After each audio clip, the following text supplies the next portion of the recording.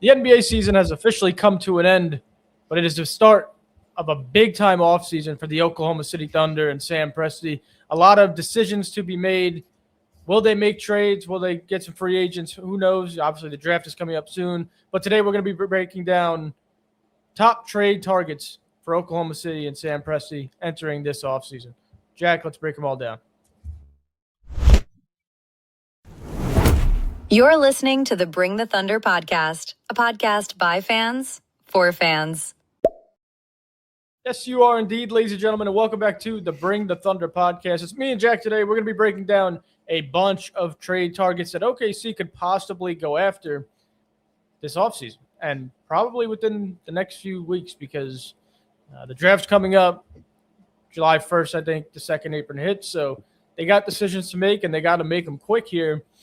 With that being said, there are, in this video, you're going to see more likely trade targets and then kind of like dream scenario trade targets that are less likely, but we're still going to break them all down. And we're going to start off with a dream scenario, Jack, with Trey Murphy. Yeah, definitely dream scenario. I'd love to see him on the team. His fit would be immaculate. Very good defender, three-point shooter, plays both ways of the ball, gives us some size, rebounding. Very ideal for us, and that's why he's had a lot of traction online with OKC fans. Definitely the number one trade target online, but more realistically, he's got quite a big contract. Trading for him might take a little bit, so I don't really see this happening. We're pretty stressed financially at the moment, and adding him won't help at all. So that's where a couple of these other guys we're going to break down really help because they're on way lower salaries. But I think everyone can agree from just a player perspective, Trey Murphy is an ideal fit in OKC.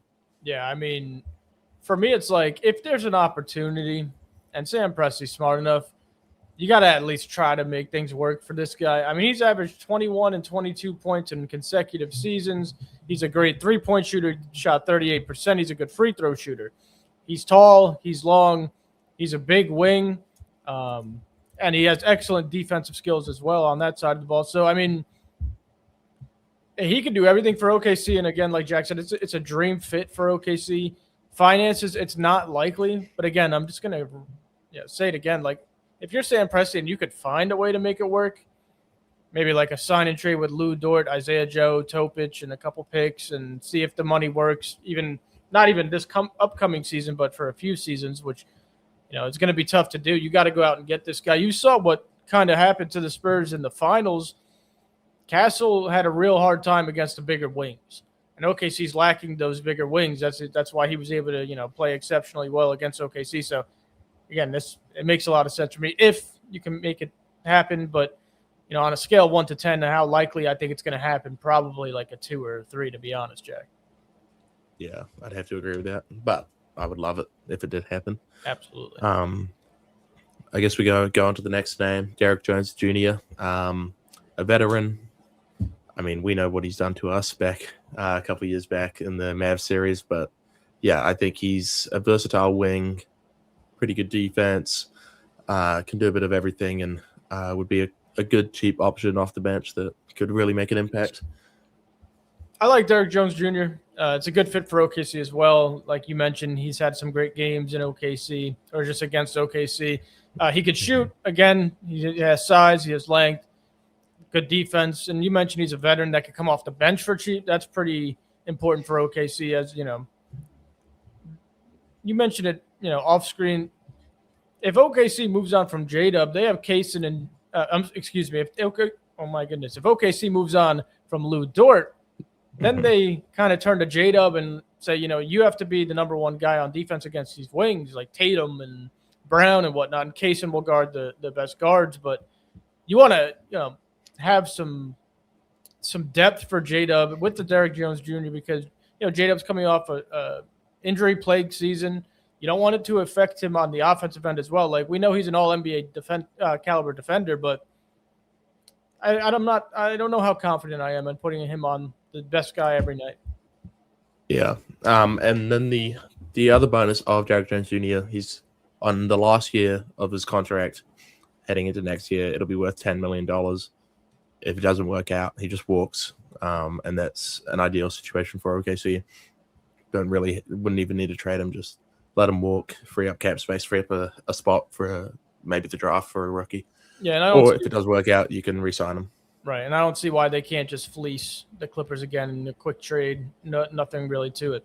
All right, we'll move on to Najee Marshall from the Mavs. Now, this one's interesting to me. Najee Marshall he's a pretty good basketball player. Last year, 15 points, 5 rebounds, 3 assists, a steal. He's an all-around player. He has very good defense, good size. The one problem here, Jack, is his last 2 seasons, he hasn't shot the ball well from 3 at all. He's under 30% 2 seasons in a row, and it's funny because the year before that, I know it was less volume, but he was a 39% three-point shooter. Yeah, definitely increased his trade value before he went to the Mavs.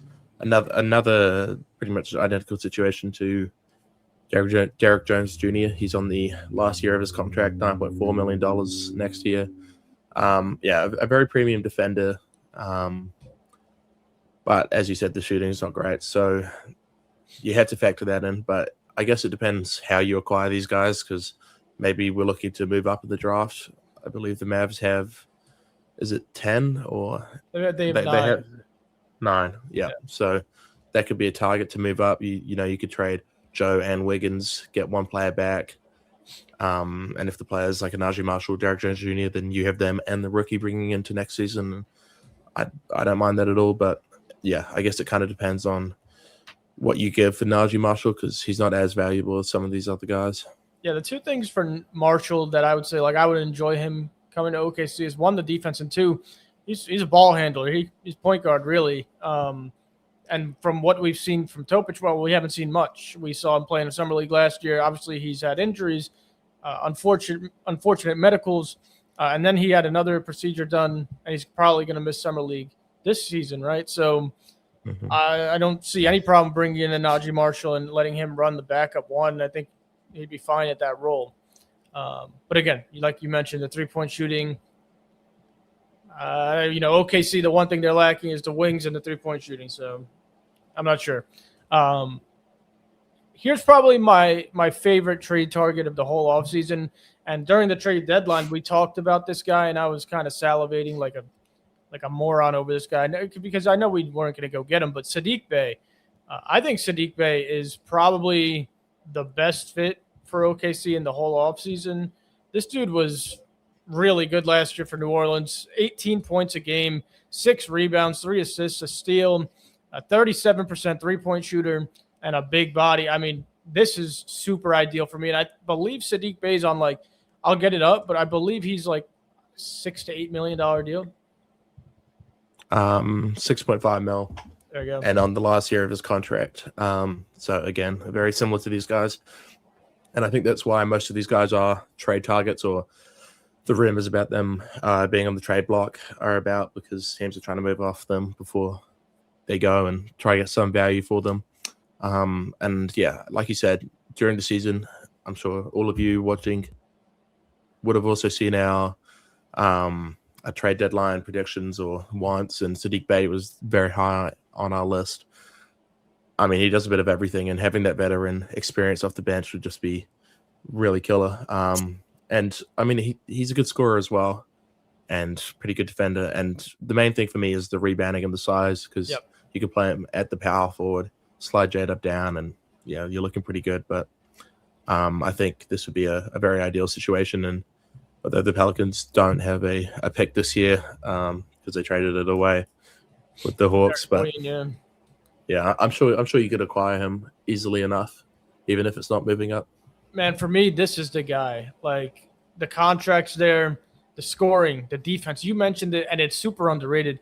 He can rebound. Like, he had big-time rebounding games. I think he had, like, 15 boards in a game this season.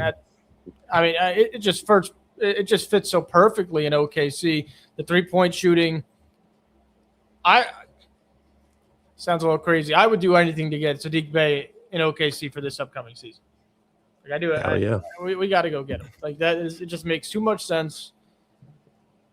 I got to break this down a little bit more here. Like, we talked a lot about him over, like you mentioned, the trade deadline, but what he did in New Orleans was I mean, it was pretty spectacular. He had some big-time scoring games, but the three-point shooting, the free throw percentage, everything fits OKC so perfectly. The 6 rebounds, the 18 points, shot it well, like a 45% shooter as well.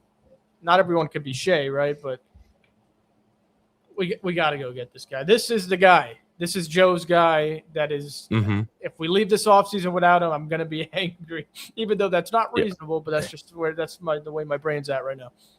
Yeah, and I think everyone forgets that. I mean, this guy scored 51 points in a game. I think it was an ACL tear that sidelined him for a year, but he's back now, and he's still there. Like, he's one of the more underrated players in the league. I don't know why there's no buzz around his name, but I think he could be really solid for a team like this. And I think, although we don't necessarily need to make a trade, I think we got a little complacent last year by not making any trades just for security purposes. If someone like J-Dub goes down, it would be nice to have a 3-and-D wing or a Saddiq Bey, a Derrick Jones Jr., a Trey Murphy around for if that happens, and you could just insert them into the starting lineup.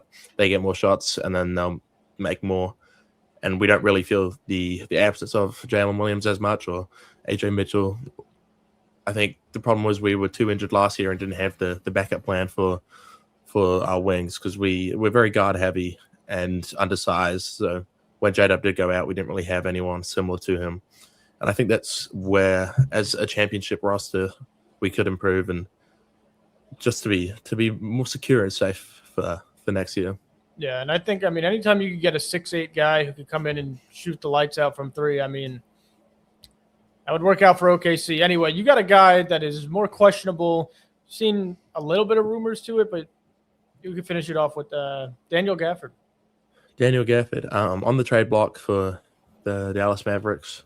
I think this would be a great option if Isaiah Hartenstein wasn't to come back, because I'd assume that they'd try to renegotiate his deal this year. And if, I guess, they fail to renegotiate it, do they just trade him now and get some value for him, or do they let him walk? I don't know what would happen there, but hypothetically, I don't think it will happen, and I don't want it to happen, but Isaiah Hartenstein leaves OKC. It's quite a big gap. He's leaving, so I think Daniel Gafford would be a pretty cool piece to fit in there. Very efficient, lob threat, good defense. And I think we could get good run out of him, especially off the bench. But he's not making too much money either, $17 million a year. But yeah, quite a particular trade. Only if we lose Isaiah. Yeah, and it would make a lot of sense if we lost Hartenstein. Like you mentioned, the lob ability is there. Good defense, could play the 5 with Chet. Don't want to lose Hartenstein, but this probably would be our second best option here. So I wouldn't mind it at all. And especially if you lose Lou and Hartenstein, you pick up Bey and Gafford, you lower your contract, your salary problems, and you add good players, right? So again, just want to make it clear that we want Hartenstein back, but I think Gafford would be probably your second best option here, unless you trade up for like a Boozer and slide Chet down, but I don't necessarily see that happening. So I guess just to finish up the video, Jack, give me your most likely candidate, you think, and then the one you want the most outside of Trey Murphy, because obviously I think Trey Murphy's probably everyone's number one, right? I'd say most likely would be a Derrick Jones Jr. I think trading with the Clippers is probably most likely if we want to trade up all the way to a top 5, seeing as we have all their picks and they're in a pretty uncomfortable position there where the best players available from 5 to 10 are guards anyway. So they may be looking to trade down if we're looking to trade up. I think that's quite likely. And then Derrick Jones Jr. is on the trade block for them. So I think that would be most likely. And I'd be pretty excited if we jumped up to 5 on draft day. Right. But I think I'm going to agree with you. My favorite is probably Saddiq Bey. I think Trey Murphy would be awesome, but from I guess the realism in me is talking that that's not really going to happen, and I think Saddiq Bey would probably fit slightly more seamlessly, as Trey Murphy kind of was the number 1 option for the Pelicans last year. He could take whatever shots he wants, but Saddiq Bey's just been playing his role, and I think he could continue doing that. Yeah, I'm going to agree with both. I think most likely is a Derek Jones Jr. and my favorite here, like I mentioned before, you guys already know, Saddiq Bey. Presti, please go out and get this guy, unless they make a deal. How would a trade for Saddiq Bey look? I know it's only $6.5 million, so would it be like an end of the bench player, and maybe like would you give up the 17th pick for this guy just because they don't have a draft pick, right? So it would make sense to me. Mm-hmm. Yeah. If you're looking at it from the perspective that, like, if you can't move that 17 overall, you've tried trading up, and I mean, it's between trading into the future and then packaging with an end of rotation guy and trading for another player. And Right. I think the Pelicans would happily take the 17 for Saddiq Bey. And you could always give a player, I don't know, a Nikola Topic even. I'm not sure how much run he's going to get realistically next year, especially he's just been out again. I mean, he's had a brutal start to his NBA career, but yeah, I don't know. It's hard, but I think it'll be an out of rotation player plus maybe 17, and I think we should be away. All right, that's going to do it for our trade targets. Obviously, we will update this list if any other rumors come out, any other names pop up. But right now, these are the guys that we probably think OKC is looking for. And again, like they might not even make the trade, right? But I think these are the most likely and highly touted trades out there outside of we already covered a Giannis hypothetical and stuff like that.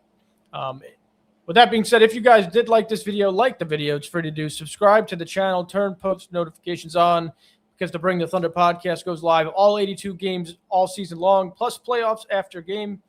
And during the offseason, we're going to have everything covered. We post 5 times a week. We go live twice. We have members-only content, so go check that out. And we will see you guys next time. And as always, ladies and gentlemen, Thunder up, baby. Let's go.